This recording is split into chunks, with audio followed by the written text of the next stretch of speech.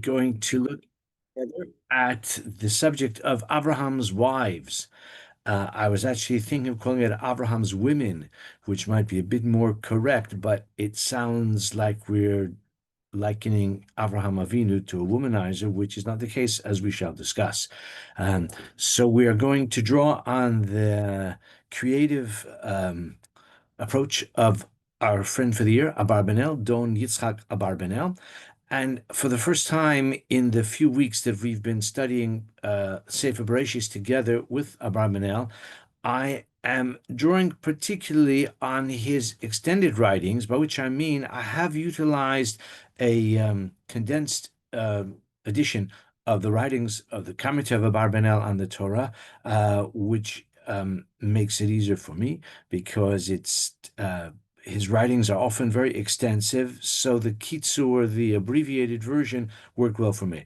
The difficulty I've encountered in this week's Parsha is that most of the selections that are found in the kitzur, in the abbreviated version that I have been utilizing, are all about burial, the benefits of burial, the different terms for death that are found in the Torah, and I found it a bit downbeat, a bit morbid. I mean, they're important, valuable insights, but for the purpose of our shiur, I was looking for something a little bit different, and actually, I wasn't able to find it in the short version that I have been using. So therefore, I have cracked open his extended commentary, the full-length Perush, and I have found a passage which I find very interesting. It relates to an aspect of the parsha which is, let's say, um, I mean, not so much overlooked, but it is not nearly as prominent and as dramatic as the death of Sarah, the burial of Sarah, the negotiations for burial. The largest part of the Sedra, as I'm sure you know, is taken up with finding a wife for Yitzchak. Abraham dispatches his servant for that task. But at the end of the parasha, we find that Abraham himself takes another wife. That can be found, if you're with me, in the Stone Chumash on page 120. It's Perek Chafei, chapter 25 in Bereshis. There the Torah says, Vayosef Abraham v'ikach isha u'shma ketura. Abraham continued. Vayosef is an expression of continuity or increase. Lahosif is to increase. Abraham had a wife. He had a wife of many years, although we don't know how old they were when they were married, but presumably they married at a normal age, a young age. And of course, we know that they were childless for the longest time. Abraham eventually bore a child through Hagar at Sarah's encouragement or instigation. Perhaps she had a bit of seller's remorse subsequently, and that was narrated, of course, as we know in last week's parsha. We'll touch on that again tonight as well. But the main realization of Abraham's destiny was with the birth of Yitzchak, and at the end of last week's parsha, of course, we have Akedas Yitzchak. That ends the life of Sarah because she died apparently shortly thereafter. Certainly in the sequence of the verses, it seems she died exactly at the time of Akeres Yitzchak, or may well have been shortly after. And Abraham is left bereft of his beloved wife. Does he still have Hagar? It's not quite clear. He drove her away. Perhaps that was as we know, that was at the instruction, really at the, I don't want to use the word demand, but Hashem said to Avraham, Shema b'kolah, hearken to her voice. So Sarah told Abraham to send away Hagar with Ishmael, and so he did. But they came back, and perhaps this is actually still Hagar that he has taken as a wife. But in any case, the Torah says clearly that Abraham proceeded and he took another wife. Ushma Keturah, her name is Keturah. Now Rashi says this woman Keturah, we don't know anything about her. But Rashi says this actually was Hagar. It seems that Rashi was a bit uncomfortable with the notion that Abraham took another wife, an additional wife, but rather he took back Hagar. Hagar is a kind of equivocal personality. She was perhaps an Egyptian princess. She was a maidservant in the household of Abraham. She was the personal maidservant, evidently, of Sarah. But of course, bearing Ishmael and falling out with Sarah, she is an equivocal personality. The fact that she abandoned Ishmael to the forces of hunger or thirst or sun exposure also doesn't reflect so favorably upon her. It says, Vatelech vatisa bamidbar, that she wandered in the wilderness. Rashi there says in last week's parsha, she decided to go back to the idolatry of her father's household. So Hagar is not a sterling character. On the other hand, Rashi says right here, Zo Hagar, Keturah is Hagar, v'nikres Keturah, and the reason she's called Keturah, even though really her name is Hagar, or maybe she had another name, but what's the relationship between Keturah, the name Keturah, and the original woman Hagar? Rashi says, Al Shem Shenaim Maaseh Ketores, that her conduct, her actions are as pleasing as Ketores. Ketores is incense. Incense is something very fragrant, very pleasing. Incense is something desirable. We know later on in the Torah we find incense is used in part of the avoda, very, let's say, holy, very potent, very sacred part of the avoda. So ketores is something like desirable. So she's called keturah because her actions are as pleasing as ketores. And Rashi says another idea as well. The word keturah may come from the word um, um, uh, kitur, which is really like kishur in Hebrew. Kitur in Aramaic is like kishur in Hebrew, like kesher, which means to tie or maybe to restrain, just like a knot restrains. So, and this is a kind of euphemism. Shelo nizdavga la'adam yom shepirusha Avraham. She kept herself. To herself. She did not engage in any other intimate relations once she left Avraham. So therefore, when she subsequently came back and Avraham remarried her, so she was chaste during those intervening years. We don't know exactly how many years it was, but there was definitely a time interval, and she was chaste during that time. So according to Rashi, this Keturah was not another woman. She was the same woman that Avraham had previously, and probably Rashi wants to limit the like spectacle of Avram seeking out additional intimate partners. Obviously, not on a casual basis. He took a wife. He took her as a wife. Vatedid lo Zimran. The pasuk says, "V'ziakshan, v'zmedan, v'zmidyan, v'zishbak, v'zshuach." These six sons were born to her. She bore six sons. Now, we don't know that much about most of them, although Midian, interestingly, we do know a bit about. Midian comes up later on in the Torah. Uh, uh, Yisro was a Midianite. Moshe's wife, Tzipporah, was the daughter of Yisro. She was a Midianite. We find the Midianite women that didn't always comport themselves in an honorable fashion later on. So Midian is a hostile force. We find that the Jewish people waged war against the Midianites because of what they did, the Midianites did to the Jewish people. But we see here that they actually were cousins because Midian was a son of Avraham. So Midian and Yitzchak were half brothers. Okay, they share a common father. Okay, this is by way of introduction. Just read a couple of verses later on. The Torah says in Pasuk Hey, verse 5, Vayitain Avraham eskola shaloli Yitzchak. Avraham gave everything he had to Yitzchak.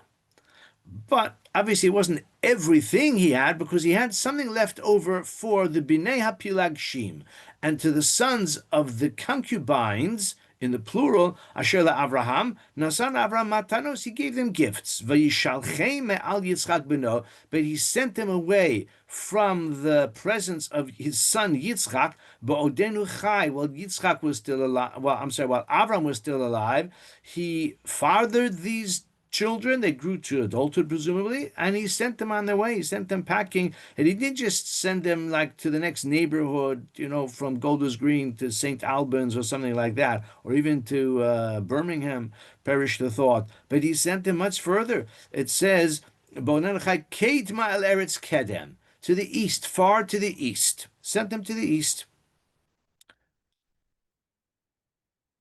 And then just skip to Pasuk Ches, Vayamas Avraham, and Vayigva Vayamas Avraham. Avraham died B'Seva Tova, at a good old age. The word seva implies like satisfaction. He had achieved seniority, maturity. Okay, actually, he was the age of 175, which, of course, for us today would be very old. In those days, it was perhaps not exceedingly old, but still, evidently, it was considered old because the Torah here says, Seva Tova, Zakein V'Saveya. He was elderly. He had reached senior years, V'Saveya, and satisfied. He had a very accomplished life.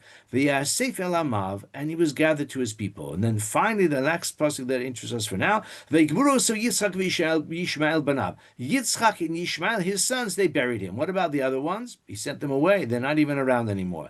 But Yishmael still is, and Yishmael buries his father, but Yitzchak is mentioned first, and Rashi says that Yitzchak actually is like praised for the fact that he acknowledged that Yitzchak, although Yitzchak is younger, but Yitzchak is his father's primary legacy.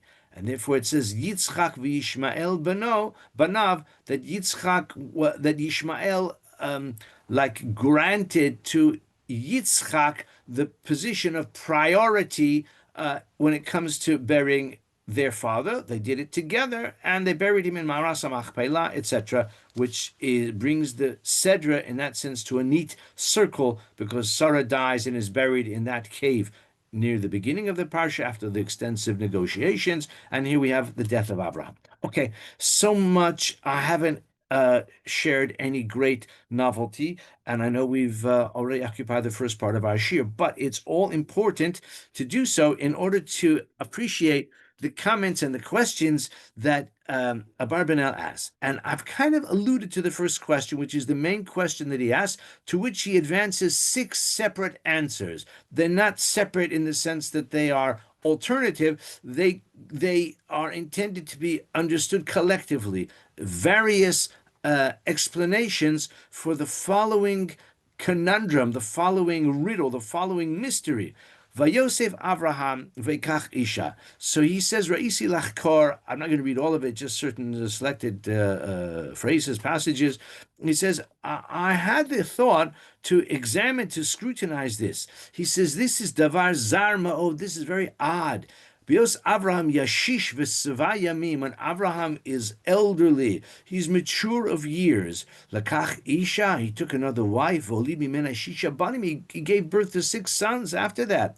He was barren, he was childless for so long, he just about produced Yishmael from Hagar when he was already uh, in his mature years at the age of 86. Yishmael came into the world after so many years of childlessness, and then evidently Sarah was the one who was not able to conceive, which indeed was the case until she eventually did conceive by divine intervention. So finally, Abraham is able to bear a child through his wife Sarah, and not through a concubine, not through a maidservant, but through a wife, his beloved wife Sarah. That's it. Great.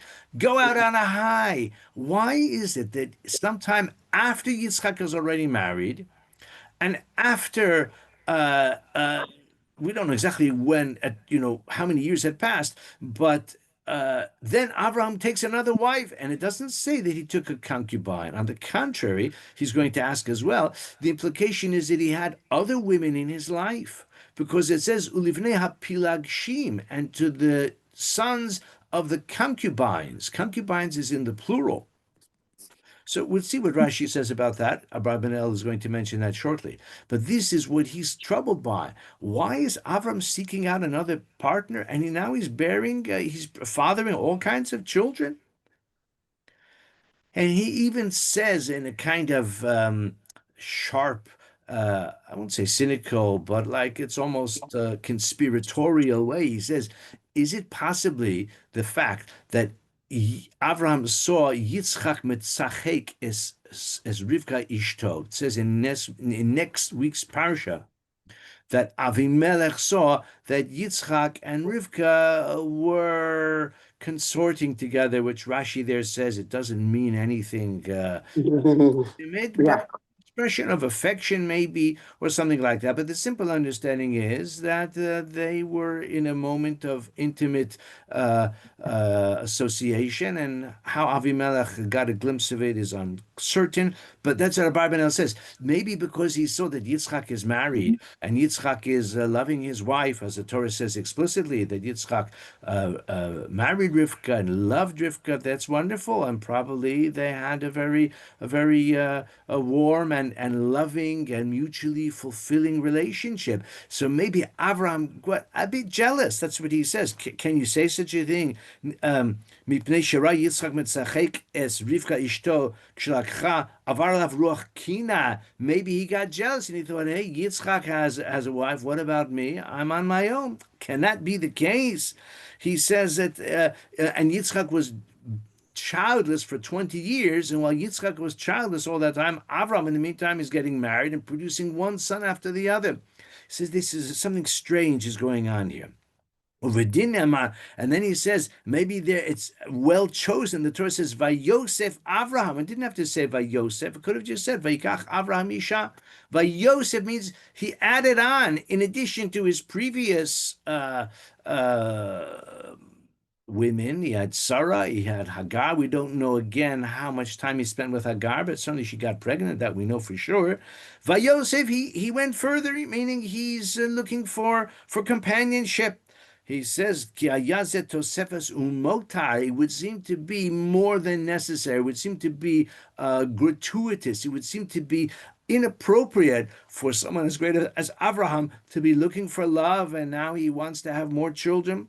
Okay. So this is the question, and sometimes Abarbanel's style is to ask multiple questions. I think on Bereshis, Parshas Bereshis, I saw he starts with 30 questions, no fewer than 30 questions that he asks, and then he proceeds to answer it over the next 30 or 40 pages. It's in Parshas Bereshis. But here he asks essentially this one question. And then he says, even though Chazal tell us that this woman, Keturah, was really Hagar, and she was a worthy person. Her masim were worthy, as we said, and she was chaste since she left Avram. She didn't look for affection in inappropriate relationships. But he says the fact is that, and Rashi, when it says B'nei HaPilagshim, I'll just tell you where that is in case you overlooked it.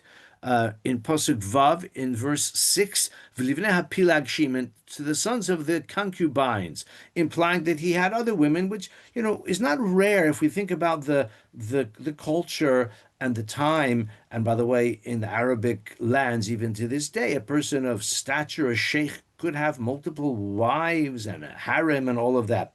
So strictly speaking, superficially, one can understand that Avraham may have had concubines, to provide companionship for him, as the case may be. But Rashi says, B'nei Pilagshim, he says, even though it's not written that way in Har Chumashim, but he says Pilagshim is spelled without the Yud. So it's as if it hints that there's only one. Even though it says Pilagshim, but really there's only one. And the one is Hagar.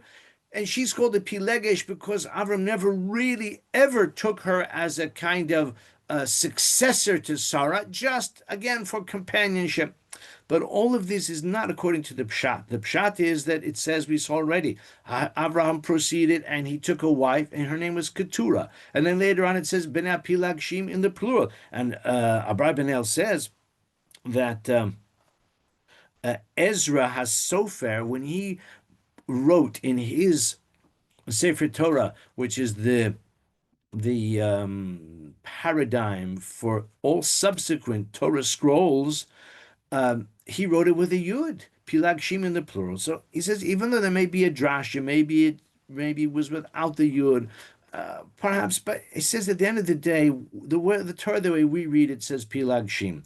It seems that Abraham had a lot of companionship. Why does he need all of those things? Why does he need those other sons as well? So he says, Aval achshov ani b'davar hazeh, that Hashem inspired Avraham for the following reasons. And he gives 6 reasons. Hopefully we'll have time for all of them. The first one is in order to fulfill what it says, Nesaticha legoyim ki av hamon goyim nesaticha. You will be the father of many nations. So in order for Avraham to fulfill that destiny, of course, we could say in the limited way, he's got Yishmael as the father of the Arabs, Islam. And he's got, of course, Yitzchak and Yaakov, obviously that's Avraham's primary legacy, Avram, Yitzchak, and Yaakov.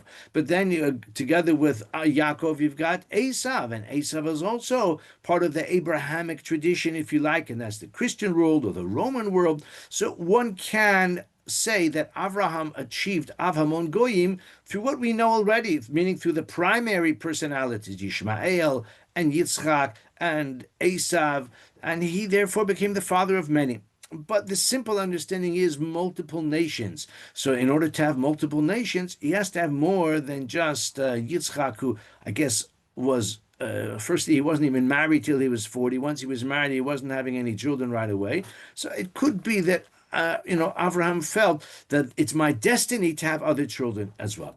And much has been written about the fact that Abraham is, of all the personalities of antiquity, Avraham Avinu is one of the most prized, the most admired. When I say antiquity, I don't just mean within our tradition, within the world generally. And the Abrahamic Accords that are much in the news now reflect that. And the so-called Abrahamic religions, again, reflect that. But according to our tradition, Midian and all these others were also nations.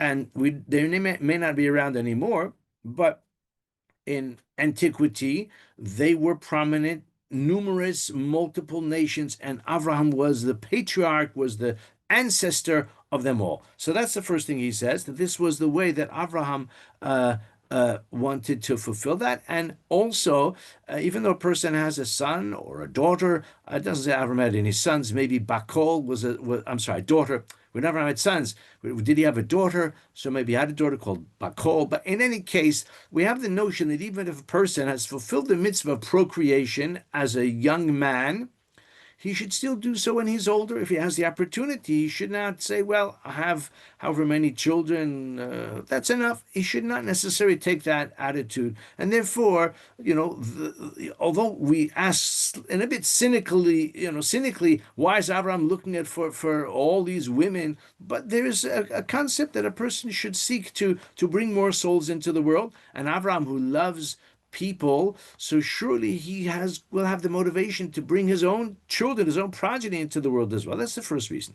He gives another reason, that Abraham, before he was circumcised, so it was difficult for him to have children. He just about had Yishmael when he was 86, and then again he was childless year after year after year. Nothing from Hagar, probably didn't take it up with Hagar anymore, but Sarah also, and perhaps he was past it altogether. But then at the age of 99, he was circumcised. So says Abarbanel, it could be that the mitzvah of Milah gave him renewed vigor. He even uses a slightly risque pun. I'll just say in the Hebrew for those who understand it. V'hine achrei mitzvahs hamila hechlif koach he'ele ever kinisharim. I don't need to translate. If you understand it, then that's fine.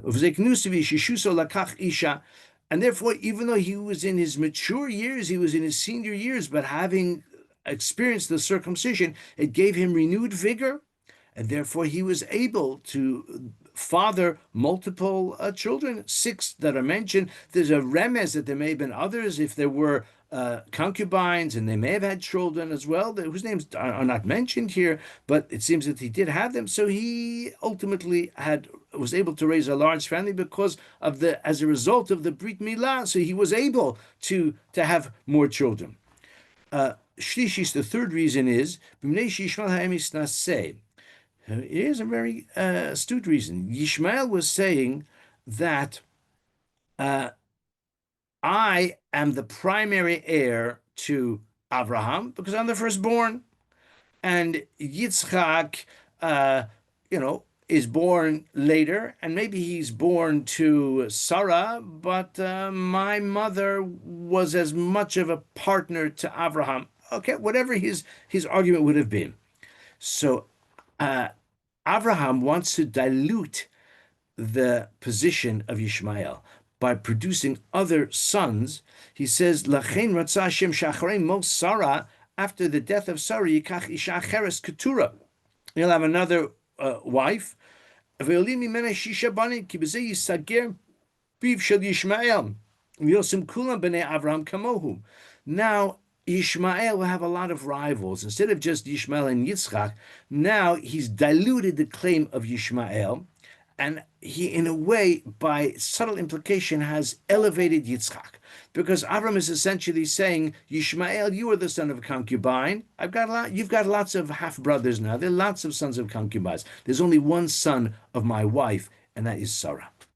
So in that way, he kind of had the effect of diluting the claim of Ishmael, and also the others, in a way, are stronger because after Sarah died, so Abraham took another wife. He doesn't have Sarah anymore.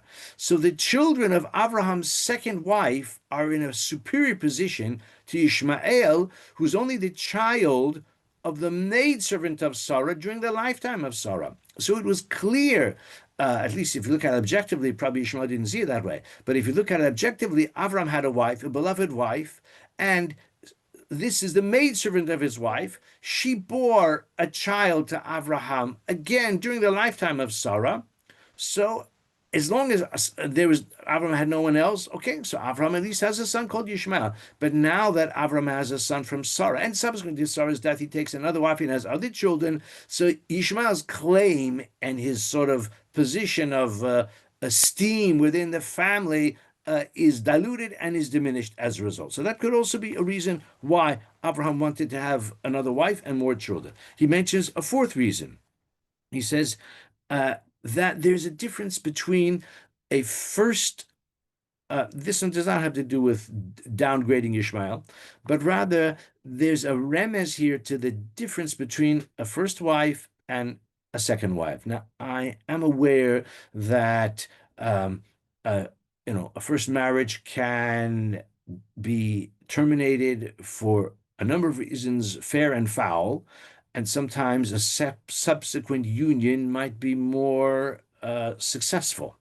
But the paradigm would be that a person, a man and a woman, fall in love and they marry one another and they're in love, and maybe it doesn't flourish over the long term, but a subsequent marriage is the presumption is not going to have the same success rate. Now, again, I'm not saying that is true statistically, and one could even possibly advance an argument why it's really not the case. If a person is young and immature and then he realizes his errors and therefore in a second marriage he or she is more successful, it could be. But in any case, Abarbanel makes this suggestion and he says this is why. In the case of Abraham, he married a woman who was a relative of his. Sarah was a relative. In the case of Yitzchak, Abraham said, don't marry any of these Canaanite women. You've got to find a wife from my homeland. And indeed, he did find out, well, through the agency of Abraham's servant, Yitzchak was able to marry, again, a woman from Abraham's family. But we don't find, and Yaakov as well, but we don't find that Avram has any concern about taking a second wife. And he says we don't know exactly who she was, but we certainly, there's no reason to think she was a countryman, a countrywoman, or relative of Avram's. She was either a Canaanite or a Philistine or an Egyptian, but we don't find that concern. Whereas in the case of Yitzchak, Abraham was determined that Yitzchak's wife should be from Abraham's homeland. So he says we see here how in the first marriage one has to be very selective, but the second marriage maybe not so much. Again, I'm not suggesting this is a formula that is applicable to any particular circumstance that we may hear about or know about, but that's what he suggests as a theory. The fifth reason he advances, Ki hine ratza Avraham lolid banim v'ziknuso, he wanted to bear children even in his old age, in order to show that although it's natural for a person, for a man, probably a woman as well, to have a special affection, a special love for a child born in their old age. The baby of the family often is more, I don't want to say more precious, but the relationship is a unique relationship, a special relationship. And therefore, Avram thought like this. I want to demonstrate that Yitzchak is the and not just the favorite son, but Yitzchak, like the Torah says, Hashem himself said, Ki Yitzchak Chazara, that your progeny, your destiny, your legacy is through Yitzchak. So therefore, Avram wanted to have other children and to show that even though those are the Bnei Zikunim, those born in his old age, but Yitzchak is still much more important, and therefore he sent them away. He fathered them. I'm not saying he drove them away penniless. It says he gave them gifts. We'll talk about that shortly. He gave them gifts, but he sent them away in order to show that the his primary affection, his primary sense of his future continuity is specifically through Yitzchak. I was at a wedding recently of people that I know. We know both sides actually. Anyway, we attended the wedding. Lovely people. Baruch Hashem, very happy marriage. The young couple. The father of the bride was talking about his daughter, and she was his youngest. I think actually the boy, the chassan, was the eldest of the family, and the kala was the youngest of the family. And he was telling a story about her, how he taught her to drive, and I think uh, uh, she asked him if she could borrow the car or take her to drive somewhere, something like that. So he said at the wedding, the father of the bride said, I told her, but I didn't do that for any of your siblings. So, I don't think I'm going to do that for you either. So she said, why not? I'm your bas zikunim. So, like she was expecting, because she's the youngest, that she should have special perks and special privileges. So, Abarbanel says that that is natural, but that's why Abraham had other children in order to show that Yitzchak is still the main one, and he's actually sending all those others off to the east. The sixth reason is that a person has to try, to the extent that he can, to limit and to even eliminate quarrels and competition, resentment, jealousy among children. Not always easy to do. Baruch Hashem, when you have it, then it's a wonderful thing within a family.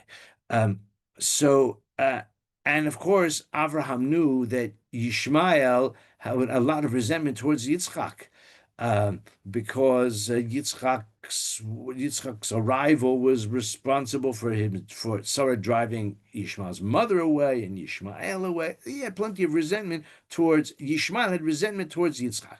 So Avraham thought that by having other half brothers for Yishmael and then driving them all away, giving them gifts and then just driving them away, Yishmael will feel a bit more privileged. Yishmael will feel that actually my father has put me in a much more advantaged position compared to the other sons of his other women, and therefore, in that way, Avram was able to encourage a reconciliation between Yishmael and Yitzchak. He says, "Nasan Avram matanos v'yishalchem al Yitzchak beno ba'odenu chai." While Yitzchak was still alive, while Avram was still alive, he sent them away. Kedim al eretz kedem, he sent them far to the east. Vein savek etzi shegam Yishmael nasan matanos. He would have given gifts to Yishmael as well. The Torah says he gave gifts. He says he gave everything to Yitzchak, which means he gave the legacy to Yitzchak. But all the gifts he gave to Bnei Pilagshim, and Abarbanel says he must have given them to gifts to Ishmael as well. And this is why it says that Avram died b'seifa tova, because he had the satisfaction of seeing his sons reconcile. And although he doesn't say it outright, he's alluding to what Rashi says, that Yishmael and Yitzchak did reconcile at the end. We said that Yishmael even died as a tzaddik also. And I saw some of the Mefarshim say, actually, that the gifts that Abraham gave to the Bnei Pilagshim were the gifts that he got from Paro all of those years before. The gifts that Avram got from Paro, he passed on to the Bnei HaPilagshim. Just want to end with a beautiful thought in the writings of Rabbi Aryeh Kaplan.